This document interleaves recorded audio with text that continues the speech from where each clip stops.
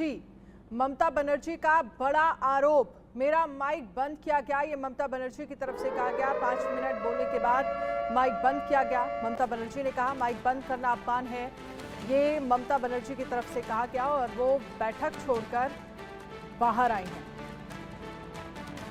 तो मेरा माइक बंद किया गया, ये ममता बनर्जी ने कहा है। 5 मिनट बोलने के बाद माइक बंद किया गया। माइक बंद करना अपमान है। अब बैठक जो है वो फिलहाल नीति आयोग की खत्म हो गई है और ये सीधी तस्वीरें हम आपको दिखा रहे हैं और ममता बनर्जी यहाँ पर कुछ कह रही हैं, एक बार वो भी सुनवा देते हैं आपको।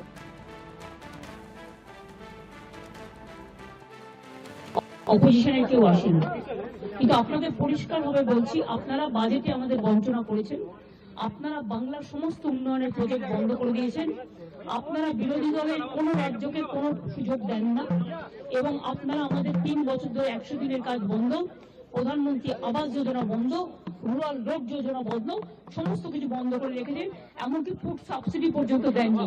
আমরা 1,71,000 কোটি টাকা পাই লাস্ট ইয়ার পর্যন্ত, এই বাজেটেও কিছু নেই, শুধু জিরো। এইটুকু বলার সাথে সাথে আমার মাইকটা স্টপ করে দিয়েছে। আমি বললাম why you discriminate, why you stop me? I am only attending, you should be happy for that. Instead of that, you are giving more scope to your party, your government, and you only me on behalf of opposition, only I am there, and you stop my mic. আপনি আমার mic বন্ধ করে দিচ্ছেন। আপনাদের এই বঞ্চনা আমি মানি না, তাই মনে রাখবেন আমি চললাম। ममता के आरोपों पर सरकार का जवाब सामने आया है। ममता बनर्जी के आरोप गलत हैं, ये निर्मला सीतारमण की तरफ से कहा गया है। नीति आयोग की बैठक से निकली थी ममता, मीडिया में जाकर सच बताएं ममता, ये निर्मला सीतारमण ने कहा है।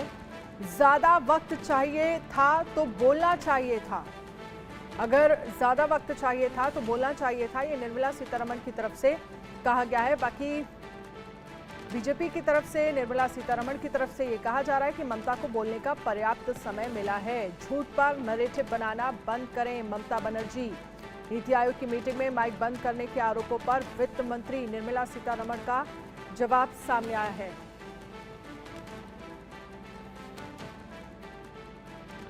We all heard her, even as she spoke. Every chief minister was given an allotted time, and that was displayed on the screen which was present before every table. We could see 2 tables would have a screen before us, and we could see before us the respective chief ministers speaking. So did we watch so many chief ministers speaking, as was Mamata Banerjee ji also speaking. But apparently she is now conveyed to the media, or conveyed through the media, that her mic was put off. That is completely false. Every chief minister was given their due time to speak. If they wanted an extra time, when the meeting, which is being chaired by the Prime Minister, but the organizing of the meeting is being done by Senior Minister Shri Rajnath Singh, Raksha Mantri ji. At the end of the time, of allotted time of the Chief Minister, Rajnath ji would tap on the mic, so it would go audibly. You will hear a tick noise. मनोहर केसरी इस पर ज्यादा जानकारी के लिए हमारे साथ live जुड़ गए हैं। मनोहर, एक तरफ आरोप ममता बनर्जी की तरफ से ये लगाया जा रहा है कि भाई उन्हें बोलने का मौका नहीं दिया गया, वहीं निर्मला सीतारमण ये कह रही हैं कि ममता बनर्जी को बोलने का पर्याप्त मौका दिया गया है और अगर वो ज्यादा बोलना चाह रही थी तो उन्हें बताना चाहिए था, और ममता बनर्जी कह रही है कि मेरा माइक बंद कर दिया गया। हाँ देखिए, बिल्कुल बात सही है उनके आरोपों को, लेकिन आपको एक सीधी तस्वीर दिखाते हैं। ये आप देखिए, छत्तीसगढ़ के मुख्यमंत्री यहाँ से निकल रहे हैं विष्णुदेव साई। बैठक खत्म हो चुकी है 9वीं governing council of NITI Aayog की, और इस बैठक में राजनाथ सिंह, गडकरी, अमित शाह, भजन लाल शर्मा जो राजस्थान के मुख्यमंत्री हैं, मध्य प्रदेश के मुख्यमंत्री मोहन यादव, योगी आदित्यनाथ उत्तर प्रदेश के मुख्यमंत्री, सभी ने भाग लिया और यहाँ से कुछ ही देर पहले निकले हैं। ये आप देखिए, लगातार जो है सो एक काफिला मुख्यमंत्रियों का, उप राज्यपालों का वो यहाँ से निकल रहा है राष्ट्रपति राजभवन से। और जहां तक ममता बनर्जी का सवाल है, इंडिया ब्लॉक से इकलौती मुख्यमंत्री थी जिन्होंने इस बैठक में भाग लिया, और भाग लेने के बाद ही वो गुस्सा होकर के निकली और उन्होंने कहा कि मेरा माइक बंद कर दिया गया, मुझे बोलने नहीं दिया गया। 5 मिनट के बाद जो है सो बेल बजाया गया और हमें बैठने के लिए कहा गया। तो सीधे तौर पर मुख्यमंत्री ममता बनर्जी ने आरोप लगाया और उन्होंने कहा बजट को लेकर के भेदभाव किया गया है, और भेदभाव ही नहीं बल्कि हमारा इंसल्ट हुआ है इस बैठक में, हमें बोलने नहीं दिया गया।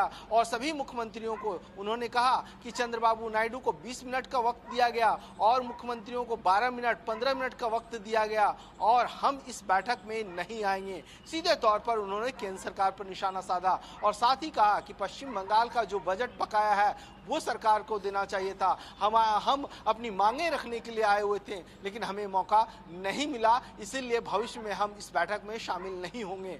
वहीं अगर आप देखें तो इंडिया ब्लॉक में कितना एकजुटता है, क्योंकि मुख्यमंत्री ममता बनर्जी ने सीधे तौर पर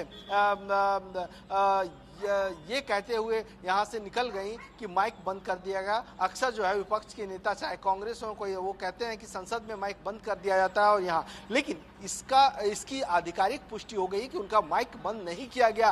पीआईबी की ओर से एक्स पर डाला गया और वित्त मंत्री निर्मला सीतारमण ने भी कहा कि ममता बनर्जी झूठ बोल रही है, उनके माइक को नहीं बंद किया गया। ममता बनर्जी से ये उम्मीद नहीं थी, उन्हें लोगों को सच्चाई सामने आकर के बोलनी चाहिए। और अब देखिए प्रधानमंत्री नरेंद्र मोदी ने भी इस बैठक में कहा है कि किस तरह से हम राज्य के साथ एकजुट होकर के विकसित भारत के सपना को साकार कर सकते हैं, क्योंकि आज का जो 9वीं गवर्निंग काउंसिल की बैठक का जो थीम रहा वो थीम थी विकसित भारत @ 2047। 2047 तक कैसे हम विकसित भारत बनाएं, कैसे हम लोगों को अच्छी शिक्षा दे सकें, बेहतर स्वास्थ्य सुविधाएं दे सकें। उसका एक बार रुक कर लेते हैं, उसके बाद मैं आपके पास आऊंगी।